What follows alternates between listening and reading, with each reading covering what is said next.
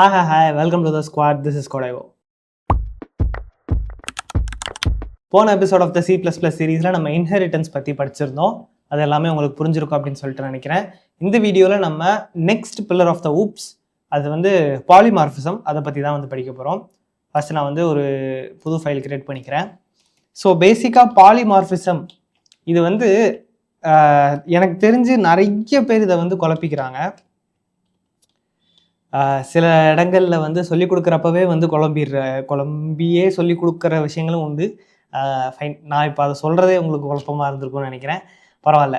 So polymorphism அப்படின்னா நம்ம முதல்ல தெரிஞ்சுக்க வேண்டிய விஷயம், இது வந்து மெனி ஃபார்ம்ஸ் அப்படிங்கிறது இதோட லிட்ரல் மீனிங். இது உங்களுக்கு யார் கேட்டாலும் கரெக்டாக சொல்லிடுவாங்க. பட் இது ஆக்சுவலாக இம்ப்ளிமெண்ட் பண்ணி பார்த்து ஒரு எக்ஸாம்பிள் நம்ம பார்ப்போம். அப்போ தான் உங்களுக்கு இது வந்து கிளியராக புரியும். இந்த பாலிமார்ஃபிசமில் பேசிக்காக 2 டைப் இருக்குது. ஒன்று வந்து கம்பைல் டைம் பாலிமார்ஃபிசம் அப்படின்னு சொல்லுவாங்க. ஓகேவா? பாலிமார்ஃபிசம். ரெண்டாவது பார்த்தீங்க அப்படின்னா ரன் டைம் பாலிமார்ஃபிசம் அப்படின்னு சொல்லுவாங்க. ஸோ கம்பைல் டைம் பாலிமார்ஃபிசம் அப்படின்னா என்ன அர்த்தம்? கம்பைல் பண்ணுறப்பவே வந்து அந்த பாலிமார்ஃபிசம் வந்து அங்கே நடக்குது. ஓகே, இதுக்கு எக்ஸாம்பிள் என்னன்னு பார்த்தீங்கன்னா ஓவர்லோடிங் அப்படின்னு சொல்லிட்டு ஒரு கான்செப்ட் பார்த்துருப்போம், ஃபங்க்ஷன் ஓவர்லோடிங் அப்படின்னு சொல்லிட்டு. அதுதான் வந்து இந்த கம்பைல் டைம் பாலிமார்ஃபிசம்கான எக்ஸாம்பிள். இப்போ வந்து ஒரு ஷார்ட்டாக டக்குன்னு அதை பார்த்துடலாமா? நம்ம வந்து கிளாஸஸ் ஆப்ஜெக்ட் ஓரியன்டட் ப்ரோக்ராமிங்க்கு முன்னாடியே வந்து இந்த ஃபங்க்ஷன் ஓவர்லோடிங் பார்த்துருப்போம். பட் இப்போ கிளாஸை வச்சு ஒரு எக்ஸாம்பிள் பார்த்துடலாம். இப்போ வந்து நான் கிளாஸ் ரிமோட் அப்படின்னு சொல்லிட்டு ஒன்று கிரியேட் பண்ணுறேன். ஓகேவா? எதுக்கு ரிமோட் அப்படிங்கிறது உங்களுக்கு கொஞ்சம் நேரத்தில் புரியும். பட் இப்போதைக்கு இதை கிரியேட் பண்ணுறேன். இப்போ வந்து இதில் பப்ளிக்கில் 2 மெத்தட் வச்சுக்கிறேன். ஓகே, ஸோ வாய்டு ஷோவே இருக்கட்டும். ஷோ இதில் வந்து ஒரு COUT ஸ்டேட்மெண்ட் ரிமோட் அப்படின்னு சொல்லிட்டு இது வந்து பிரிண்ட் பண்ண போகுது. ஓகேவா? இது இங்கே இன்னொரு ஃபங்க்ஷனும் வைக்கிறேன், சேம் ஷோ அப்படிங்கிற நேமில். இது வந்து ஒரு இன்டீஜர் ஆர்குமெண்ட்டாக வாங்குது. வாங்கிட்டு என்ன பண்ணுது, ரிமோட் ஐ அப்படின்னு சொல்லிட்டு அந்த இன்டீஜரையும் சேர்த்து பிரிண்ட் பண்ண போகுது. சரி, அவ்வளோதான். இப்போ வந்து என்ன பண்ண போகிறோம், நம்ம வந்து மெயின் ஃபங்க்ஷனில் இந்த ரிமோட்டுக்கு ஒரு ஆப்ஜெக்ட் கிரியேட் பண்ணுற போகிறோம், ரிமோட் ஆர். ஓகே, இப்போ நான் வந்து r.show அப்படின்னு சொல்லி கால் பண்ணுறேன். இது முதல்ல சேவ் பண்ணி ரன் பண்ணலாம். பாலி நீங்கள் யாராவது பீக்கி பிளைண்டர் பார்த்துருந்தீங்க அப்படின்னா சொல்லுங்கள். என்ன பிரச்சனை, செமிகோலன் வைக்கலையா? இந்த ஜாவா யூஸ் பண்ண ஆட்களுக்கு இந்த பிரச்சனை கொஞ்சம் வரும் C++ வர்றப்ப. சரி, வெறும் ரிமோட்டை கால் பண்ணப்போ இந்த ஃபங்க்ஷன் வந்து கால் ஆகிருக்குது. இது நான் இப்போ இதில் ஆர்குமெண்ட்டாக 5ன்னு பாஸ் பண்ணுறேன். இப்போ கால் பண்ணேன் அப்படின்னா நம்மளுக்கு ரிமோட் 5 அப்படிங்கிறது வருது. ஸோ இப்போ பார்த்தீங்கன்னா ஒரே பேரில் 2 வேறு ஃபங்க்ஷன் இருக்குது இல்லையா? ஷோங்கிற ஒரே நேமில் 2 வேறு ஃபங்க்ஷன் இருக்குது இல்லையா? இது வந்து கம்பைல் டைம் பாலிமார்ஃபிசம் அப்படின்னு சொல்கிறோம். எதனால் இது கம்பைல் டைம் பாலிமார்ஃபிசம்னா, இந்த கோடு வந்து கம்பைல் ஆகுறப்பவே இது டிசைட் பண்ணிடும் இந்த 2வது ஃபங்க்ஷனை தான் கால் பண்ணணும் அப்படின்னு சொல்லிட்டு. ஏன்னா இங்கேயே வந்து நீங்கள் வந்து ஷோ 5 அப்படின்னு சொல்லிட்டு கொடுத்துட்டீங்க. ஸோ இது வந்து கம்பைல் ஆகுறப்பவே வந்து முடிவு பண்ணிடும் இந்த 2வது ஃபங்க்ஷனை தான் கால் பண்ணணும் அப்படின்னு சொல்லிட்டு. ஸோ இது வந்து கம்பைல் டைம் பாலிமார்ஃபிசம் அப்படின்னு சொல்கிறோம். ஃபங்க்ஷன் ஓவர்லோடிங் தான் இதோட எக்ஸாம்பிள். இது ரன் டைம் பாலிமார்ஃபிசம் அப்படின்னு ஒன்று இருக்குது. இதுக்கு வந்து ஓவர் ரைடிங்கை வந்து ஒரு எக்ஸாம்பிளாக சொல்லலாம். அண்ட் ஃபங்க்ஷன் ஓவர் ரைடிங் அப்படிங்கிறது என்னன்னு பார்க்கலாம். அண்ட் அதோடு சேர்த்து இன்னும் கொஞ்சம் விஷயங்கள் இருக்குது, அதையுமே சேர்த்து பார்க்கலாம். இப்போ வந்து நான் என்ன பண்ணுறேன், இந்த 2வது ஷோவை தூக்கிடுறேன். அது வேணாம், நம்மளுக்கு ஒரு ஷோ மட்டும் இருக்கட்டும். இப்போ நான் இன்னொரு கிளாஸ் கிரியேட் பண்ணுறேன். ஓகேவா? ஸோ கிளாஸ் டிவி அப்படின்னு சொல்லிட்டு ஒன்று கிரியேட் பண்ணுறேன். டிவின்னு ஒரு கிளாஸு. இதுக்குள்ளே இன்னொரு ஃபங்க்ஷன் வைக்கிறேன். இது அப்படியே இதே ஃபங்க்ஷன் மாதிரி இருக்க போகுது. அண்ட் இதில் வந்து நான் என்ன சொல்கிறேன், டிவி ரிமோட் அப்படின்னு சொல்கிறேன். சரியா? அண்ட் இதே மாதிரியே இன்னொரு கிளாஸ் கிரியேட் பண்ணுறேன். சரியா? இதுக்கு வந்து டிவிங்கிறதுக்கு பதிலாக ஏசி அப்படின்னு சொல்லி வச்சுக்கிறேன். இந்த இடத்துல டிவி ரிமோட்டுக்கு பதிலாக ஏசி ரிமோட் அப்படின்னு சொல்லி வைக்கிறேன். சரியா? இப்போ ரிமோட்டுன்னு ஒன்று இருக்குது. அண்ட் அந்த ரிமோட்டுக்குள்ளே ஒரு ஃபங்க்ஷன் வச்சுருக்கோம் ஷோ அப்படின்னு சொல்லிட்டு. இப்போ டிவின்னு ஒரு கிளாஸ் வச்சுருக்கேன், இந்த கிளாஸுக்குள்ளேயும் ஒரு ஷோங்கிற ஃபங்க்ஷன் வச்சுருக்கேன். அண்ட் என்ன பண்ண போகிறேன்னா இந்த டிவி கிளாஸ் வந்து ரிமோட் கிளாஸை இன்ஹெரிட் பண்ண போகுது. ஓகே, பப்ளிக் ரிமோட் அப்படின்னு சொல்லி கொடுக்குறேன். ஸோ டிவி கிளாஸ் வந்து ரிமோட் கிளாஸை இன்ஹெரிட் பண்ணிடுச்சு. அதே மாதிரி இந்த ஏசி கிளாஸும் ரிமோட் கிளாஸை இன்ஹெரிட் பண்ணிடுச்சு. ஓகேவா? சரி, இப்போ டிவி ஏசி இது ரெண்டுமே வந்து ரிமோட்டை இன்ஹெரிட் பண்ணியிருக்குது. ஓகே, இது எந்த டைப் ஆஃப் இன்ஹெரிட்டன்ஸ் அப்படிங்கிறது கீழே சொல்லுங்கள். ஒரு ரிமோட்லேருந்து 2 கிளாஸ் வந்திருக்கு, டிவி ரிமோட்டுன்னு 2 வந்திருக்கு, டிவி ஏசின்னு சொல்லி 2 வந்திருக்கு. இது எந்த டைப்புன்னு சொல்லிட்டு கீழே கமெண்ட்ஸில் சொல்லுங்கள். இது நம்ம போன வீடியோவில் டிஸ்கஸ் பண்ணது தான். ஓகே, இப்போ நான் என்ன பண்ணுறேன், ஏசிக்கு ஒரு ஆப்ஜெக்ட் கிரியேட் பண்ணுறேன். ஏசி அப்படின்னு சொல்லிட்டு ஏசி டாட் ஷோ அப்படின்னு சொல்லி கொடுக்குறேன். சரியா? நம்ம அதை ரன் பண்ணலாம். இப்போ பார்த்தீங்கன்னா ஏசி ரிமோட் அப்படின்னு சொல்லிட்டு வந்துடுச்சு. ஓகே, இதே இது டிவின்னு ஒன்று வச்சுருக்கோம் இல்லையா, டிவிக்கும் ஒன்று கிரியேட் பண்ணலாம். டிவி டாட் ஷோ அப்படின்னு சொல்கிறேன். இது என்ன சொல்லுது, டிவி ரிமோட் அப்படின்னு சொல்லுது. ஸோ இப்போ இங்கே பார்த்தீங்கன்னா இங்கே ரிமோட்டுங்கிற கிளாஸில் ஷோன்னு ஒரு ஃபங்க்ஷன் வச்சுருக்கோம், அண்ட் டிவிங்கிற கிளாஸ்லையும் ஷோங்கிற ஒரு ஃபங்க்ஷன் வச்சுருக்கோம். அண்ட் டிவி வந்து ரிமோட்டை இன்ஹெரிட் பண்ணுது. ஸோ இங்கே இன்ஹெரிட் ஆகுறப்ப இந்த ஷோங்கிற மெத்தடும் சேர்ந்து தான் வரும். சப்போஸ் இந்த ஷோங்கிற மெத்தட் வந்து கமெண்ட் ஆகிருக்குன்னு வச்சுக்கோங்களேன், அந்த ஷோங்கிற மெத்தட் இல்லை அப்படின்னா அப்புறம் என்ன ஆகிறப்ப ஒரிஜினலாக இருக்கிற இந்த ரிமோட்டை கால் பண்ணுது. ஓகேவா? ஸோ இதுதான் வந்து பேஸ் கிளாஸு. பேஸ் கிளாஸில் இருக்கிற ஷோவை கால் பண்ணுது. பட் சப்போஸ் இந்த ஷோ வந்து அவைலபிளாக இருக்குதுன்னு வச்சுக்கோங்களேன், அப்படி இருக்கிற பட்சத்தில் இந்த டிவி ரிமோட் ஏசி ரிமோட்டுங்கிறது தான் வந்து கால் ஆகுதே தவிர இந்த ஒரிஜினலாக இருக்கிற பேரண்ட் கிளாஸ் பேஸ் கிளாஸில் இருக்கிற ஷோ அப்படிங்கிற மெத்தட் வந்து ஓவர் ரைட் ஆயிடுது. ஓகேவா? அந்த ஃபங்க்ஷன் வந்து ஓவர் ரைட் ஆயிடுது. ஸோ பேசிக்காக அந்த ஃபங்க்ஷனுக்கு பதிலாக அதுக்கு மேலே இது வந்துடுது. இதை வந்து ஓவர் ரைடிங் அப்படின்னு சொல்லுவாங்க. ஓகேவா? இதுதான் வந்து இந்த ரன் டைம் பாலிமார்பிசம்கான ரொம்ப சிம்பிளான எக்ஸாம்பிள். பட் இதில் இன்னும் ஒரு 2-3 வேரியேஷன் பார்க்க போகிறோம். அதெல்லாமே வந்து கொஞ்சம் தேவையான விஷயம். பட் நீங்கள் ஒரு எக்ஸாம்பிள் தான் எழுதுறீங்க, இன்னும் கொஞ்சம் டக்குன்னு ஒரு இப்போ எக்ஸாமுக்கு ப்ரிப்பேர் பண்ணுறப்ப டக்குன்னு சிம்பிளாக ஏதாச்சும் ஒரு ப்ரோக்ராம் எழுதுனா நீங்கள் இப்படி கூட பண்ணணும்னா பண்ணலாம். பட் நான் இப்போ இதுக்கப்புறம் சொல்ல போகிறது கொஞ்சம் இம்பார்ட்டண்ட்டான விஷயம். ஸோ அதையும் சேர்த்து நோட் பண்ணுங்கள். என்ன பண்ண போகிறோம் அப்படின்னா, இந்த ஏசி டிவியெல்லாம் இருக்கட்டும். இப்போ நான் என்ன பண்ணுறேன், பேஸ் கிளாஸ் இருக்கு இல்லையா ரிமோட்டு, இந்த ரிமோட்டை வச்சு ஒரு பாயிண்டர் கிரியேட் பண்ணுறேன். ஓகே, ஸோ ரிமோட்டுக்கு ஒரு பாயிண்டர் கிரியேட் பண்ணுறதா இருந்தால் எப்படி கிரியேட் பண்ணுவோம், ரிமோட் ஸ்டார் ஆர் அப்படின்னு சொல்லிட்டு கிரியேட் பண்ணலாமா? இப்படி தானே ஒரு ரிமோட் பாயிண்டர் வந்து கிரியேட் பண்ணுவோம். இப்போ இன்ட்டு பாயிண்டர்னா இன்ட் ஸ்டார் பிடிஆர் அப்படின்னு சொல்லி கிரியேட் பண்ணுவோம். ரிமோட் அப்படிங்கிற கிளாஸ், ஸோ கிளாஸ் ஸ்ட்ரக்சர் எல்லாமே வந்து at the end of the day ஒரு டேட்டா டைப் மாதிரி தான் வந்து நம்மளுக்கு பிஹேவ் பண்ணும். இந்த மாதிரியான சிச்சுவேஷனில் ஒரு ஆப்ஜெக்ட் எப்படி கிரியேட் பண்ணுறோம் அதே மாதிரி ஒரு பாயிண்டர் கிரியேட் பண்ணியிருக்கோம், ரிமோட் அப்படிங்கிற கிளாஸோட பாயிண்டர். ஓகேவா? ஸோ இப்படி கிரியேட் பண்ணிட்டோம். இது வந்து பேஸ் கிளாஸ், இந்த ரிமோட்டுங்கிறது தான் வந்து பேஸ் கிளாஸ். இப்போ நான் என்ன பண்ணுறேன், இந்த இடத்துல first R is equal to ampersand AC அப்படின்னு சொல்லி கொடுக்குறேன். சரியா? R is equal to ampersand AC. So இப்போ நான் என்ன பண்ணியிருக்கிறேன்னா, ஏசிக்கு ஒரு ஆப்ஜெக்ட் கிரியேட் பண்ணிட்டு அந்த ஆப்ஜெக்டோட பாயிண்டர் இருக்கு இல்லையா, அந்த ஆப்ஜெக்டோட அட்ரஸ் அதை நான் ஆரோட பாயிண்டரில் சேவ் பண்ணுறேன். அதாவது பேஸ் கிளாஸோட பாயிண்டர் ஒன்று கிரியேட் பண்ணிக்கிட்டேன், அதில் டிரைவ்டு கிளாஸோட ஆப்ஜெக்டை ஸ்டோர் பண்ணியிருக்கிறேன். ஓகேவா? நல்லா கவனிங்க, ரிமோட்டுங்கிறது நம்மளோட பேஸ் கிளாஸ், இது ரெண்டுமே வந்து நம்மளோட டிரைவ்டு கிளாஸ்.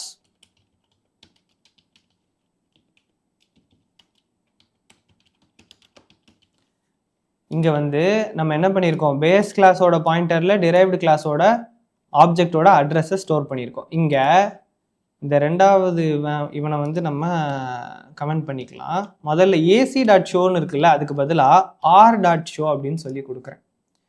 ஓகே, இப்போ நான் அதை ரன் பண்ணுறேன். இப்போ இங்கே என்ன நடக்குது, நம்மளுக்கு ஒரு எரர் வருது. என்ன அப்படின்னா, இந்த ஆரோ அப்படிங்கிற இதை யூஸ் பண்ண சொல்கிறான் டாட்டுக்கு பதிலாக. ஓகேவா? ஸோ ஏன்னா இது வந்து ஆப்ஜெக்ட் கிடையாது. இந்த ஆறுங்கிறது ஒரு ஆப்ஜெக்ட் கிடையாது, இது ஒரு பாயிண்டர். ஸோ பாயிண்டரை வச்சு நீங்கள் ஒரு ஆப்ஜெக்டை ஸ்டோர் பண்ணி அதில் இருக்கிற ஒரு மெம்பரை ஆக்சஸ் பண்ண ட்ரை பண்ணுறீங்கன்னா, ஒரு ஆட்ரிபியூட்டாக இருந்தாலும் சரி, ஒரு மெத்தடாக இருந்தாலும் சரி, இந்த ஆரோவை தான் யூஸ் பண்ணணும். இது உங்களுக்கு எப்போ ஸ்ட்ரைக் ஆகிருக்கணும் அப்படின்னா, நம்ம திஸ் அப்படின்னு சொல்லிட்டு ஒரு கீவேர்டு படித்தோம் இல்லையா, அந்த திஸ்ஸும் இன்டர்னலாக பார்த்தீங்கன்னா ஒரு பாயிண்டர் தான். ஓகேவா? அந்த திஸ்ஸையுமே இன்டர்னலாக ஒரு பாயிண்டர் வச்சு தான் வந்து எக்ஸிக்யூட் பண்ணியிருப்பாங்க. ஸோ அதனால தான் திஸ் டாட் அப்படின்னு சொல்லுவேன், ஆனால் ஆரோ மார்க் போடுவேன் அப்படின்னு சொல்லியிருந்தேன் இல்லையா? ஸோ அதே மாதிரி இங்கே ஆர் டாட் ஷோ, ஆனால் ஆர் ஆரோ மார்க் ஷோ அப்படின்னு தான் போடுவோம். அண்ட் நீங்கள் பார்த்தீங்கன்னா ரிமோட்டை கால் பண்ணியிருக்குது. ஸோ இங்கே என்ன நடந்திருக்கு, ரிமோட்டுங்கிறது நம்மளோட பேஸ் கிளாஸ், அப்படிதானே? இது வந்து நம்மளோட பேஸ் கிளாஸ். நம்ம கிரியேட் பண்ணியிருக்கிற பாயிண்டர் தான் பேஸ் கிளாஸோடது. ஆனால் நம்ம யூஸ் பண்ணியிருக்கிற ஆப்ஜெக்ட் இங்கே பார்த்தீங்கன்னா டிரைவ்டு கிளாஸோடது. ஆனால் இந்த பாயிண்டரை வச்சு நம்ம ஒரு ஆட்ரிபியூட்டை, ஒரு மெத்தடை கால் பண்ணுறோம். அப்படி இருக்கிற பட்சத்தில் டிரைவ்டு கிளாஸோட மெத்தடை கால் பண்ணியிருக்கணும்.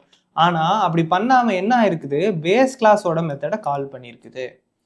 ஓகே, இந்த மாதிரி நடக்கும். இந்த மாதிரி நடக்காமல் இருக்கணும் அப்படின்னா நம்ம என்ன பண்ணணும், இந்த இடத்துல வர்ச்சுவல் அப்படின்னு சொல்லி கொடுக்கணும். ஓகேவா? இதுக்கு பேர் வர்ச்சுவல் ஃபங்க்ஷன் அப்படின்னு சொல்லுவாங்க.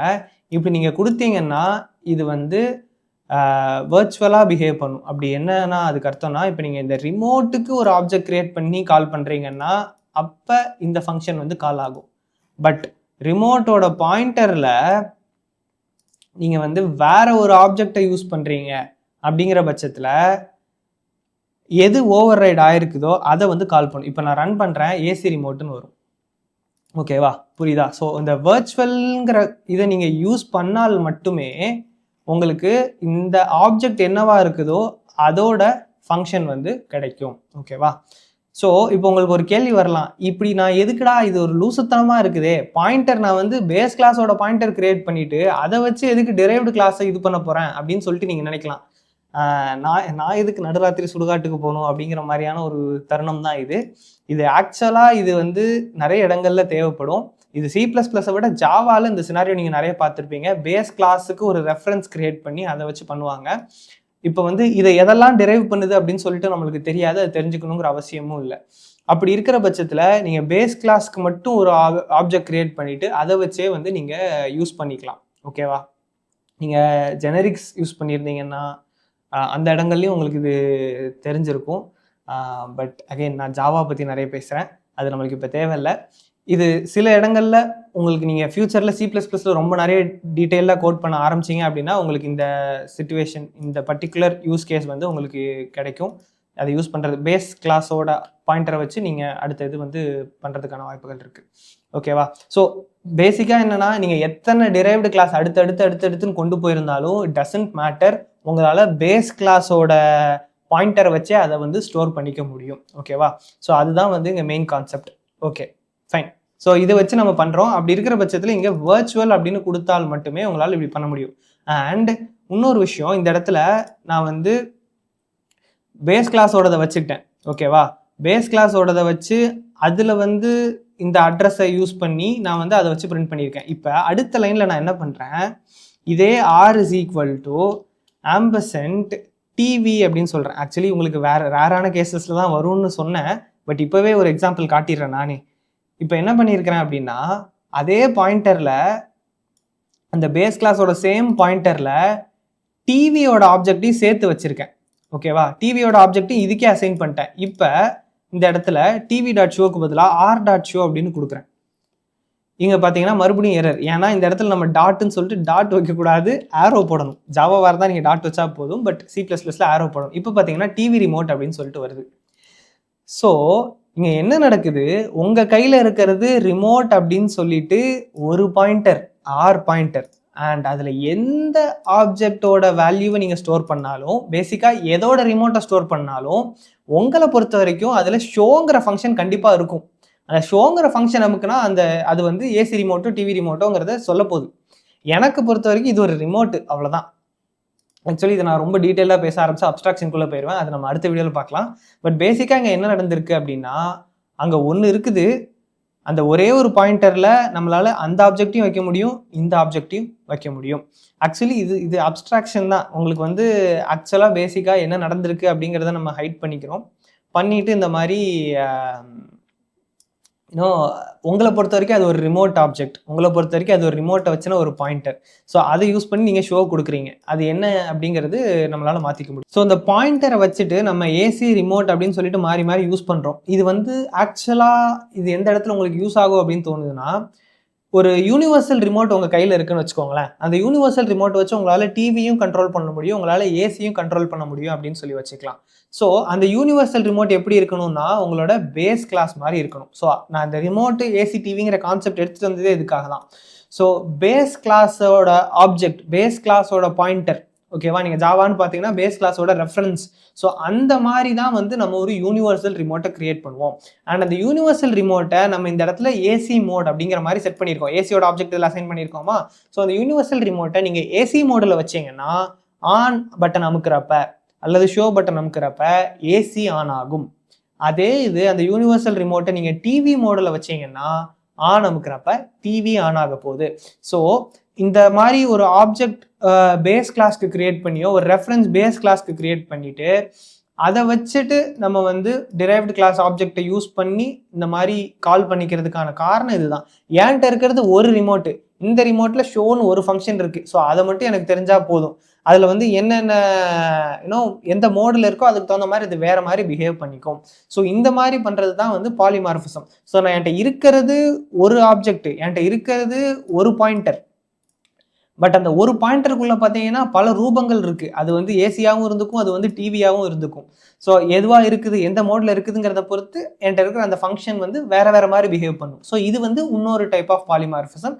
அதுதான் வந்து நம்மளோட ரன் டைம் பாலிமார்பிசம். ஓகேவா? ஸோ உங்களுக்கு புரிஞ்சிருக்கும்னு நினைக்கிறேன். ஸோ இப்போ அகைன் பார்த்தீங்கன்னா ஒரே ஆப்ஜெக்டில் ஒரே பாயிண்டரில் நீங்கள் வந்து ரெண்டு வேற ஆப்ஜெக்டை வச்சுக்கிறீங்க. So multiple forms. அண்ட் அதை யூஸ் பண்ணி உங்களால் சேம் ஃபங்க்ஷனை வந்து கால் பண்ண முடியுது. உங்களை பொறுத்த வரைக்கும் இங்கே ஷோங்கிறது ஒரே ஃபங்க்ஷன் தான். அந்த ஆருக்கு என்ன அசைன் ஆயிருக்குங்கிறத பொறுத்து, அந்த ஆருக்கு ஏசியோட ரிமோட் அசைன் ஆயிருக்கா, டிவியோட ரிமோட் அசைன் ஆயிருக்காங்கிறத பொறுத்து உங்களுக்கு வேற ஷோ வந்து கால் ஆக போதும். ஓகேவா? ஸோ அகைன் இதுலேயுமே வந்து இந்த வேர்ச்சுவலுங்கிறது ரொம்ப முக்கியம். வேர்ச்சுவல் கொடுக்காம விட்டீங்கன்னு வச்சுக்கோங்க, உங்களுக்கு ரெண்டு இடத்துலையும் வந்து ரிமோட்டுன்னு காட்டுவான். ஓகேவா? வேர்ச்சுவல் கொடுத்தால் மட்டுமே அது ஓவர் ரைட் ஆகும். இந்த ரெண்டு ஷோவும் வந்து அப்போ தான் வந்து ஓவர் ரைட் ஆகும். ஸோ இது வந்து ரன் டைம் பாலிமார்பிசத்தோட டெமோவை தாண்டி இந்த வேர்ச்சுவல் ஃபங்க்ஷனுக்கான ஒரு டெமோங்கிற மாதிரி கூட நீங்கள் வச்சுக்கலாம். வேர்ச்சுவல் கொடுத்துருந்தா தான் இந்த சினாரியோவில் அது ஓவர் ரைட் ஆகும். அப்படி இல்லைங்கிற பட்சத்தில் பேஸ் கிளாஸ் என்னவோ அதுதான் வந்து காட்டும். ஓகேவா? ஸோ கொஞ்சம் அட்வான்ஸாக கேட்குறாங்க பாலிமார்பிசத்தை பற்றி அப்படின்னா இதுதான் ஆக்சுவலான எக்ஸ்பிளனேஷன். சரி, இந்த வேர்ச்சுவல் ஃபங்க்ஷன்லேயே இன்னொரு வேரியேஷன் இருக்குது. அதுக்கு பேர் என்னன்னா பியூர் வேர்ச்சுவல் ஃபங்க்ஷன் அப்படின்னு சொல்லுவாங்க. இப்போ நீங்கள் வந்து ஸ்கூல்லையோ இல்லை வேற எங்கேயோ C++ படிச்சிருந்தீங்க அப்படின்னா இந்த கான்செப்ட்ஸ்லாம் உங்களுக்கு சொல்லி கொடுத்துருக்கவே மாட்டாங்க. ஏன்னா இதெல்லாம் வந்து கொஞ்சம் லேட்டரான் வந்தது. நான் ஸ்கூலில் C++ படிக்கிறப்ப பியூர் வேர்ச்சுவல் ஃபங்க்ஷன்லாம் கிடையாது. கிடையாது இந்த சென்ஸ் இங்கே சிலபஸ்லேயே கிடையாது. பட் இப்போ அதெல்லாமே வந்து C++ நீங்கள் இன்டெப்த்தாக படிக்கிறீங்கன்னா உங்களுக்கு தேவை. ஸோ இந்த பியூர் வேர்ச்சுவல் ஃபங்க்ஷனுக்கு என்ன பண்ணணும், virtual void show is equal to 0 அப்படின்னு நான் போட்டுறேன். ஓகேவா? இப்போ நான் இதை ரன் பண்ணேன் அப்படின்னா அவுட்புட்டில் ஒன்றுமே மாறி இருக்காது. அப்புறம் எதுக்கு இதை போடுறீங்க அப்படின்னு சொல்லி நீங்கள் கேட்கலாம். என்னன்னா இப்போ நான் இந்த ஷோவை வந்து ஹைடு பண்ணுறேன்னு வச்சுக்கோங்களேன்.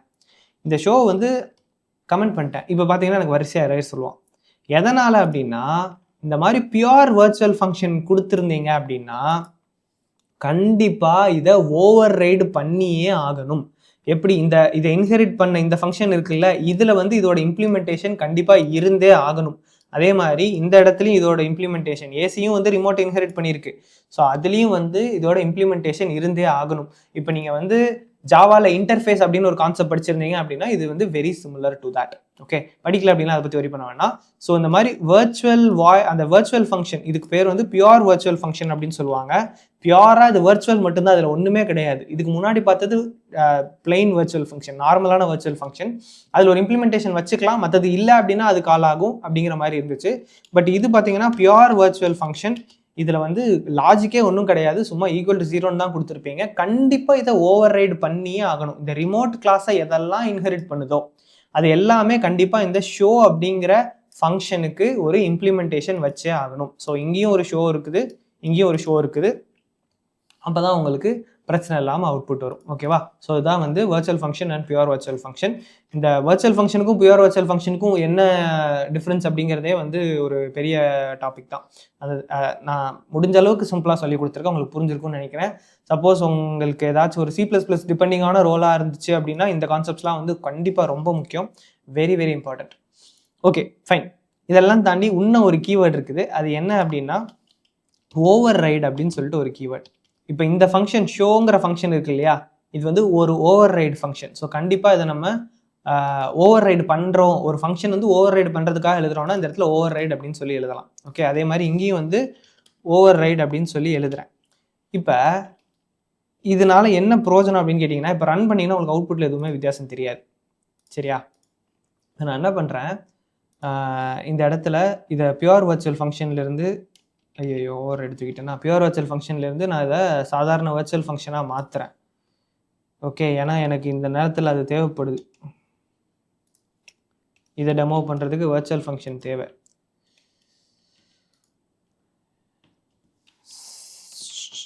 அவுட்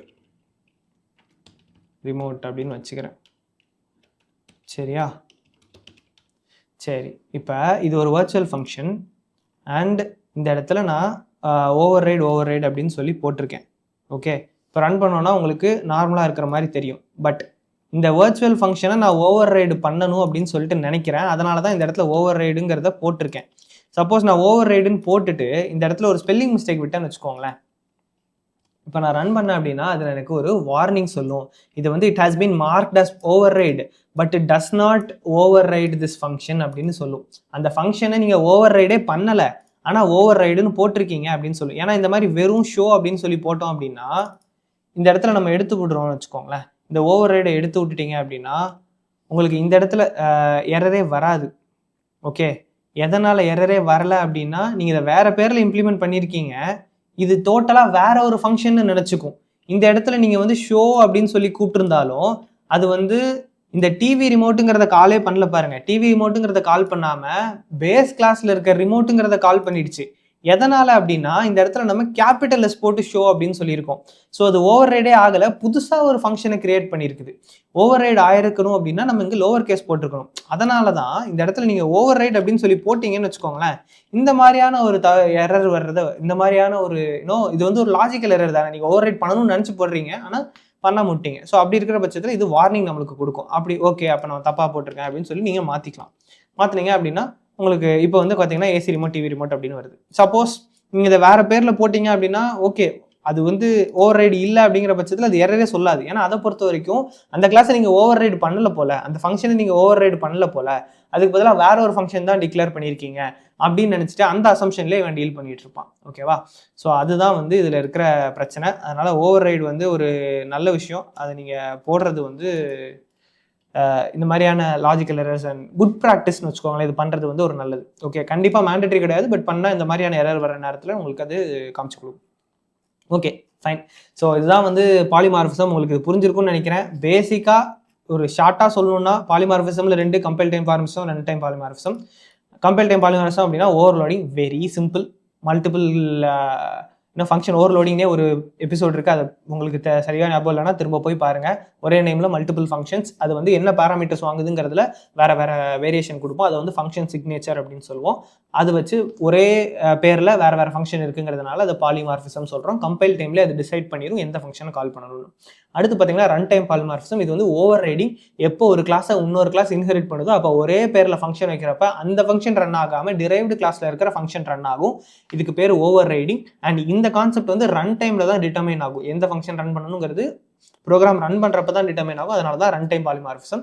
அண்ட் அதிலே வந்து பேஸ் கிளாஸோட பாயிண்டரை யூஸ் பண்ணியே, ஓகே, பேஸ் கிளாஸோட பாயிண்டர் யூஸ் பண்ணி உங்களால் டிரைவ்டு கிளாஸோட ஆப்ஜெக்ட்ஸை வச்சு டீல் பண்ண முடியும். ஸோ அதையுமே வந்து பார்த்துருந்தோம். அண்ட் வர்ச்சுவல் அப்படிங்கிறது முக்கியம். வர்ச்சுவல் ஃபங்க்ஷனாக கொடுத்தா மட்டும்தான் உங்களால் டிரைவ்டு கிளாஸோட ஃபங்க்ஷன்ஸை ஆக்சஸ் பண்ண முடியும். அண்ட் பியூர் வர்ச்சுவல் ஃபங்க்ஷன் அப்படின்னா இட் வில் மேக் யூ அந்த ஓவர் ரைட் பண்ண வைக்கும். மேண்டேட்டரியாக ஓவர் ரைட் பண்ணணும் அப்படிங்கிறத என்ஷூர் பண்ணும். அண்ட் ஓவர் ரைட் அப்படிங்கிற கீவேர்டு யூஸ் பண்ணீங்க அப்படின்னா ஏதாச்சும் ஓவர் ரைட் பண்ணாமல் சப்போஸ் வேறு பேரில் எழுதிட்டீங்க அந்த ஃபங்க்ஷன் அப்படின்னா உங்களுக்கு அது எரராக த்ரோ பண்ணி உங்களுக்கு அதை காட்டி கொடுக்கும். ஓகேவா? ஸோ இதெல்லாம் தான் இந்த வீடியோவில் பார்த்துருக்கோம். இதெல்லாம் புரிஞ்சிருக்கும்னு நினைக்கிறேன். இதில் ஏதாச்சும் டவுட்ஸ் இருந்துச்சு அப்படின்னா கீழே கமெண்ட் பண்ணுங்கள். எவ்வளோ சீக்கிரம் முடியுமோ அவ்வளோ சீக்கிரம் ஆன்சர் பண்ணுறேன். அடுத்த வீடியோவில் அப்ஸ்ட்ராக்ஷனோட பார்க்கலாம். தரேன்.